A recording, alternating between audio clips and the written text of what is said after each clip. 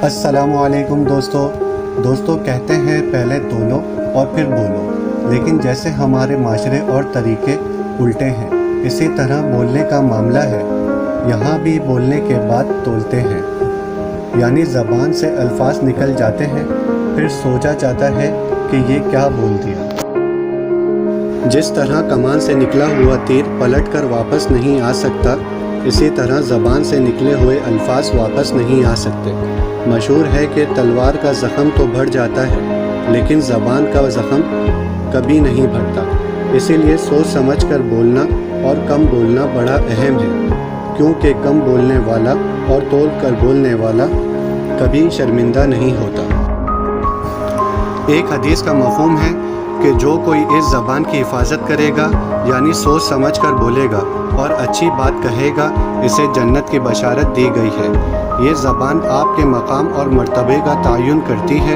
ये ज़बान आपको बुलंद मकाम और आला मर्तबे पे भी ला सकती है, और आपकी ज़बान के जौहर भी बड़ी तेज़ी से आपके मकाम को गिरा सकते हैं। अच्छी बात दूसरों के दिल जीत लेती है। अच्छे कलाम की महक सिर्फ आप तक महदूद नहीं रहती, बल्कि इर्द गिर्द के माहौल को भी मुनव्वर कर देती है। मशहूर है मुंह से फूल झड़ना, यानी अल्फाज ही नहीं बल्कि लबो लहजा भी नरम और मीठा होना गोया ऐसा ही है कि गुफ्तगू करना रंग बरंगे खुशबूदार हसीन फूलों की मानित बन जाता है, जिन्हें हर कोई पसंद की निगाह से देखता है। इसके उसूल की तगो-वदू करता है। इसी तरह खुश इखलाक और खुश मिजाज इंसान के गिर्द लोग जमा हो जाते हैं।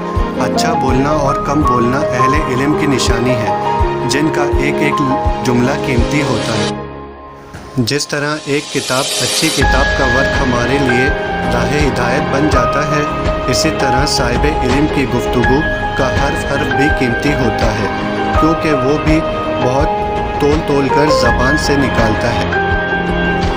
ऐसे शख्स अपने सामीन का दिल भी जीत लेते हैं और दिलों में बसते हैं। लोग उनकी बात को उर्फ़े आखिर का दर्जा भी देते हैं, क्योंकि ज़बान ही जिस्म का वो वाहिद अज़ू है जो ज़मीन से आसमान पर पहुंचा देता है और मिनटों में वापस ज़मीन पर भी ला खड़ा कर सकता है।